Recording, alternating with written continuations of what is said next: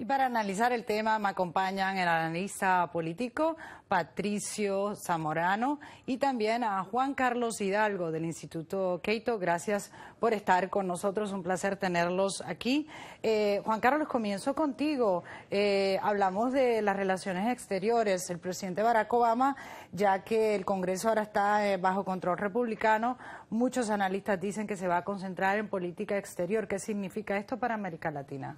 Sí, el hecho de que los presidentes usualmente se enfoquen en política exterior en su segundo mandato tiene mucho que ver con la erosión de sus mayorías y de su apoyo legislativo conforme pasan los años durante su periodo presidencial. En este caso, el hecho de que el presidente haya perdido el Senado ya cierra por completo cualquier posibilidad de mover su agenda doméstica. Ahora bien, como dijo Muni Jensen en el segmento previo a esto, Latinoamérica no representa una prioridad inmediata para la administración Obama. Hay situaciones alrededor del mundo que son mucho más urgentes. Está el tema de lo que ocurre en Medio Oriente con el Estado Islámico, está todavía la situación con Rusia y sus movimientos amenazadores por toda Europa del Este, está China, ¿verdad? Y todo lo que ocurre en el mar del sur de China. Así que América Latina no estará muy presente dentro de esta agenda presidencial, por lo menos. Ahora bien, el Congreso es otra cosa. El dominio republicano en el Senado puede hacer que en verdad algunas piezas de legislación que tienen que ver con sanciones a Venezuela sí puedan aprobarse en los próximos meses.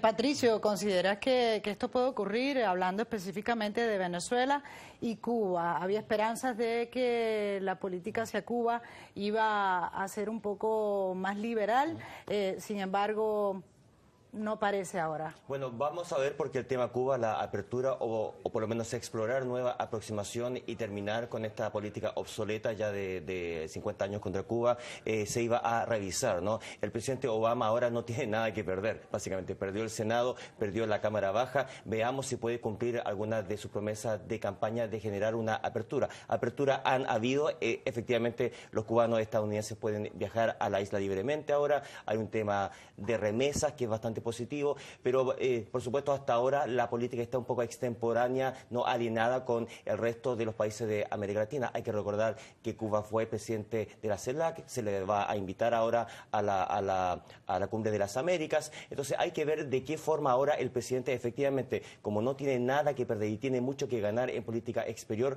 veamos si sintoniza de una forma que no lo ha realizado hasta ahora en función de América Latina. Es cierto en todo caso lo que comentaba uno de los analistas en el segmento anterior, que América Latina está en una buena situación, no solo económica, política también, así que veamos si Estados Unidos es capaz de generar cierto espacio, ¿no? Hay una parte, Juan Carlos, que es los tratados comerciales.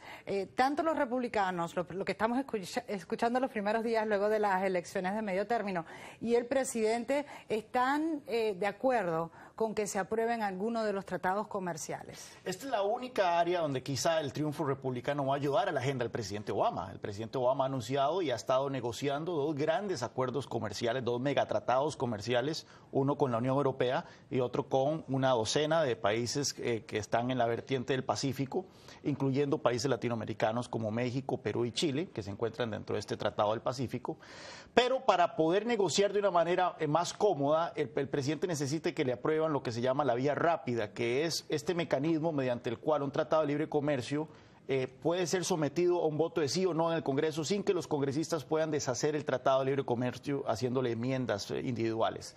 Sin eso, el presidente no puede negociar y no pues, porque no genera confianza entre sus socios comerciales. Bueno, el ex líder demócrata del Senado, Harry Reid, fue uno de los grandes obstruccionistas de la vía rápida en el Senado. Debido a los sindicatos. Debido a los sindicatos y todo. Entonces, ahora que el dominio es del republicano, es muy probable que se pruebe una vía rápida en el Congreso y que, por lo tanto, entonces puedan avanzar de mejor manera estos tratados comerciales. Patricio, mirando hacia el 2016, si tomamos lo que dijo Juan Carlos, que puede haber una aprobación de los tratados comerciales, ¿cómo eso crees que impactaría a cualquiera de los candidatos, republicano o demócrata, para la Casa Blanca? Bueno, el tema de los tratados es extremadamente importante, ¿no? Pero curiosamente estamos en una coyuntura en donde América Latina está tomando el liderazgo en cuanto a su diversificación. Efectivamente, un tratado con los Estados Unidos, curiosamente, no es tan fundamental al 100% como era hace un par de décadas atrás. Entonces, vamos a ver un poco cuál va a ser la sintonía de los futuros candidatos presidenciales. Efectivamente, el Partido Demócrata tiende a ser un poco más receloso de los tratados internacionales, protegiendo un poco la estructura laboral de los Estados Unidos, los sindicatos, etcétera. Y curiosamente, el Partido Republicano es el que los impulsa más. Yo diría que desde el Senado efectivamente se ve una actitud positiva hacia este tipo de intercambio comercial, y yo diría que los candidatos van a reflejar un poco eso, ¿no? Hay acuerdo, hay mucho mayor acuerdo quizás en términos de política exterior que dentro de la agenda interna de los Estados Unidos, ¿no? Juan Carlos, ¿qué te parece el tema de Venezuela? Vemos a Naciones Unidas continuamente, esta misma propia semana, que hay preocupación de presuntas violaciones a los derechos humanos en ese país. Sí, las violaciones que se cometieron principalmente en los primeros meses del año, cuando estallaron las protestas estudiantiles, que han sido ampliamente documentados por organizaciones de derechos humanos, han llegado finalmente a las Naciones Unidas, y las Naciones Unidas han empezado a manifestar una posición un poco más asertiva hacia Venezuela con respecto a estas violaciones. Ahora bien, a la Venezuela no le importa mayor cosa lo que diga las Naciones Unidas. Es más, acaba de ser electo al Consejo de Seguridad de la ONU. Pero, sin duda alguna, es importante de que este tipo de denuncias se ventilen en otros foros que no sea la capital de Estados Unidos. Porque más bien cuando Estados Unidos es la única voz que denuncia a Venezuela, yo siento que a veces es contraproducente, puesto que cae en el juego de presentar a Estados Unidos, a la oposición a Estados Unidos como agentes del imperio, agentes estadounidenses. Por eso es bienvenido, ojalá que la ONU, la OEA sean estos foros donde se ventilen este tipo de temas. Patricio, ¿qué nos puedes decir en cuanto a diferentes análisis, artículos, inclusive que vemos hoy en la prensa, en el cual se dice que el ALBA o el rol de Venezuela está decayendo en la región? Bueno, yo diría que el ALBA, en función de los países que lo componen, está en una situación de reacondicionamiento de líderes, ¿no? No concuerdo un 100% con esa visión. El presidente Morales acaba de ser reelegido con una altísima legitimidad. El presidente Correa igual tiene un control bastante importante internamente en el plano legislativo, controla 100 de 137 asientos.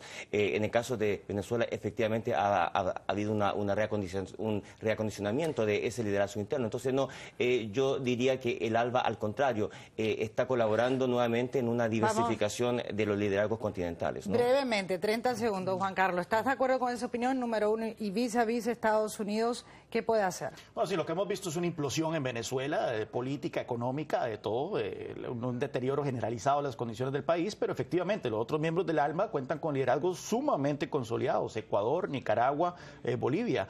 Y mucho tiene que ver con que las condiciones económicas de esos países están muy bien porque no han aplicado las políticas que ha aplicado Venezuela en su gran mayoría. ¿Te parece que Barack Obama ha hecho poco? El presidente Obama no tiene vela en ese entierro, como dicen. O sea, estas son situaciones domésticas de estos países, y que el presidente Obama no tiene por qué estar interfiriendo dentro de estos países. Muy bien, regresamos en un momento. Estas son las opiniones de Juan Carlos Hidalgo y Patricio Zamorano. Gracias por haber participado en Foro Interamericano.